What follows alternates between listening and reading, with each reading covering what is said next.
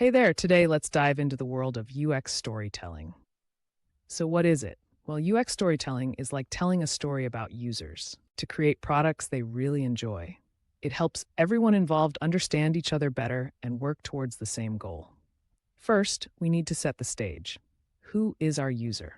Imagine a busy teenager named Alex, whose goal is to find a study app that helps them stay organized and focused. But what makes Alex's journey tough? Now, let's build some tension. Picture this. Alex tries several apps but feels frustrated when they can't find one that fits just right.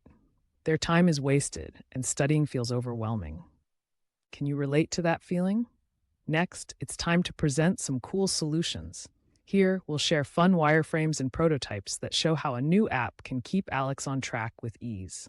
Visualizing these ideas makes them come alive. As we wrap up, let's address some questions. How will this app help?